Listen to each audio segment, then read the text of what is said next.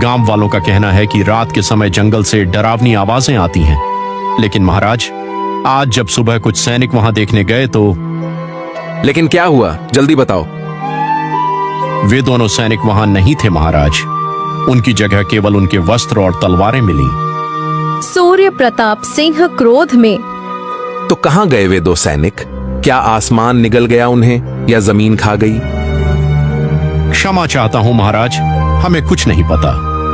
लेकिन गांव वालों का कहना है कि यह किसी जादुई शक्ति का काम है। लगता है मामला अब सिर से ऊपर निकल रहा है। हमें स्वयं जाकर देखना होगा। याद रखो, संकट जब भी आए हमें सच्चाई को सामने से देखना चाहिए, भागकर नहीं। डर से कभी कोई समस्या हल नहीं होती। सैनिक, हमारी जाने की तैयारी करो। तभी उसी समय सूर्य प्रताप सिंह का बेटा रणजीत कहता है, नहीं पिताजी, हम भी आपके साथ जंगल चलेंगे। हम आपको ऐसी खतरनाक जगह पर अकेले नहीं जाने देंगे। नहीं पुत्र, खतरा बड़ा है। तुम्हारी जान को जोखिम में नहीं डाल सकता। जिम्मेदारी का मतलब सिर्फ साहस नहीं होता, बल्कि अपनों को सुरक्षित रखना भी होता है। तभी सभा में सेनापति उठता है और कहता है, महाराज, आपको और राजकुमार को जंगल जाने की कोई आवश्यकता नहीं। यह कार्य आप मुझ पर छोड़ दीजिए। शायद यह किसी जंगली जानवर का काम हो। आप चिंता न करें, मैं सब संभाल लूंगा। मुझे तुम्हारी वीरता पर कोई संदेह नहीं सेनापति। ठीक है, तुम तुरंत जंगल जाओ और कल आकर मुझे वहां की जानकारी दो। जी महाराज। और सेनापति जंगल की ओर चला जाता है। उधर दूसरी ओर गांव में एक बूढ़ी महिला रहती थी, जिनका नाम श्यामा था। पूरा गांव उन्हें श्यामा काकी के नाम से बुलाता था। श्यामा काकी का एक बेटा था, जग्गा। जग्गा बहुत भोला भाला और सीधा था। एक दिन श्यामा काकी के घर के बाहर गांव के दो आदमी हरिशंकर और रघुनंदन आकर पुकारते हैं, काकी, ओह श्यामा काकी, जरा बाहर तो आओ। अपने बेटे जग्गा की शरारतें सुन लो। श्यामा काकी बाहर आती है और कहती है, क्या हुआ हरिशंकर, रघुनंदन, क्यों इतना चिल्ला रहे हो? अब मेरे बेटे जग्गा ने क्या किया? हरिशंकर बताता है, काकी, ये जग्गा मेरी दुकान से बिना बताए सामान उठा ले गया।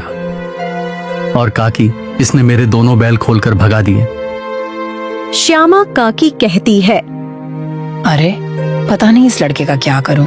चलो हरिशंकर, रघुनंदन, मैं जग्गा की तरफ से तुमसे माफी मांगती हूँ। नहीं नहीं काकी, आप क्यों माफी मांगे? आप तो हमारी मुश्किल घड़ी में अपनी जड़ी बूटियों से कितनी बार मदद कर चुकी हैं। आप हमारे लिए माँ के समान हैं। हमें आपसे कोई शिकायत नहीं है। हम तो बस ये कहते हैं कि जग्गा बड़ा हो गया है, उसे समझाइए और अपने काम में लगाइए।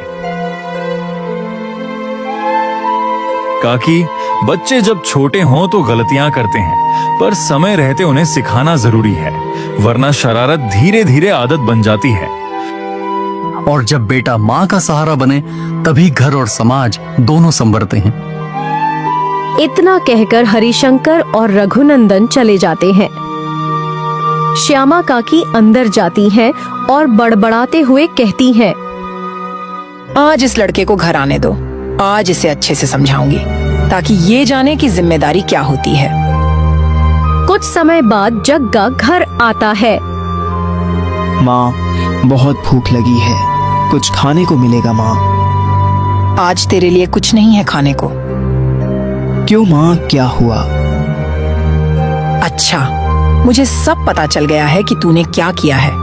आज हरिशंकर और रघुनंदन आए थे, उन्होंने सब बता दिया कि तूने उनके साथ क्या किया है।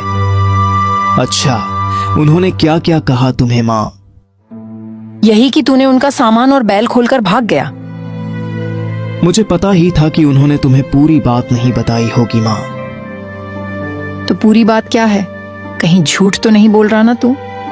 उन्होंने मुझसे कहा कि जग्गा, जरा हमारा काम कर दो, हम तुम्हें इनाम देंगे।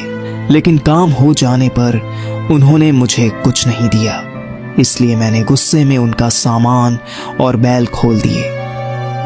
श्यामा काकी शांत होकर समझाती है, नहीं बेटा, ऐसा करना गलत होता है। अगर उन्होंने इनाम नहीं दिया तो तुम्हें भी उनका विश्वास नहीं तोड़ना चाहिए था। याद रखो जग्गा, दूसरों का भरोसा तोड़कर कभी भी सम्मान नहीं मिलता। बड़ा बनने का असली रास्ता ईमानदारी से होकर ही गुजरता है।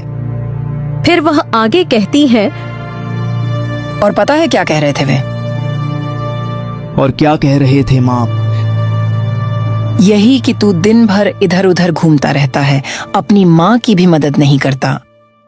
जग्गा हल्का सा मुस्कुराकर बोलता है, अच्छा ठीक है माँ, मैं आज के बाद कभी गांव के लोगों को परेशान नहीं करूंगा और तुम्हारी जड़ी बूटियां खोजने में भी मदद करूंगा।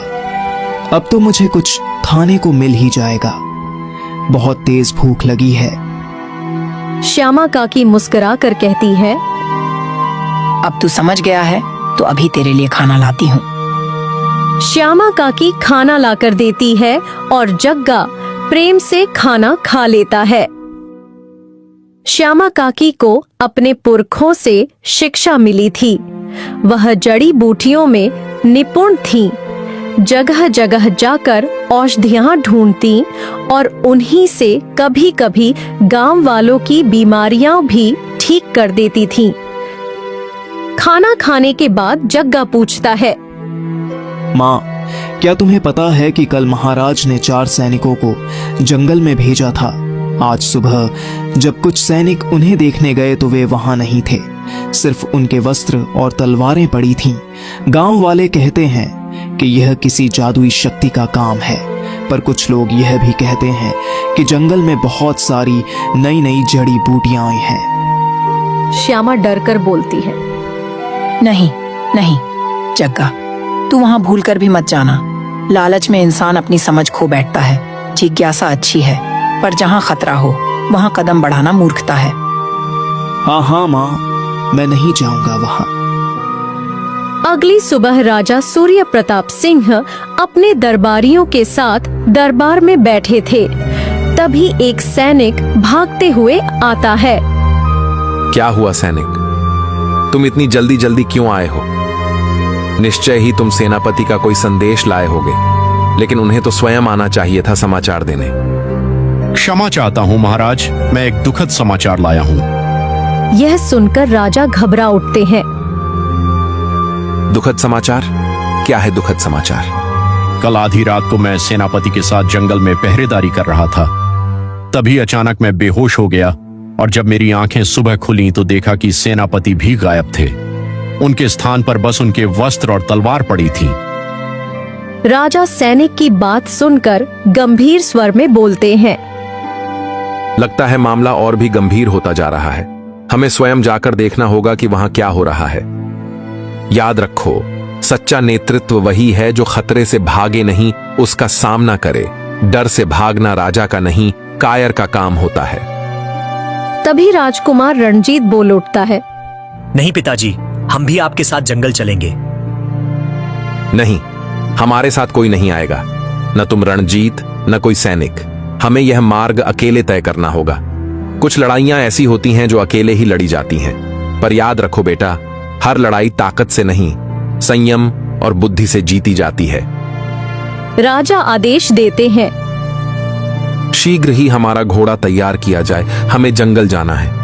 और राजा अकेले ही जंगल की ओर निकल जाते हैं। थोड़े समय बाद राजा जंगल पहुंचते हैं। वे रात होने का इंतजार करते हैं। सूरज डूबता है और अंधकार छा जाता है। जंगल में सन्नाटा छाया है। अचानक जंगल से एक आवाज आती है, चले जाओ यहाँ से। तुम कौन हो? तुम्हें हम लोगों से क्या चाहिए? फिर से आवाज गूंजती है, मैं तुम्हारे परिवार का अंत कर दूंगी। आने वाले समय में तेरे वंश का कोई भी जीवित नहीं बचेगा। जा, अभी तेरे मरने का समय नहीं आया है। तभी राजा की नजर झाड़ियों पर पड़ती है। वहां से चमकदार रोशनी निकल रही थी। राजा झाड़ियों के पास पहुंचते हैं और जैसे ही उन्हें हटाते हैं, तेज प्रकाश उनकी आंखों पर पड़ता है। राजा अंधे से हो जाते हैं और बेहोश होकर गिर पड़ते हैं। अगली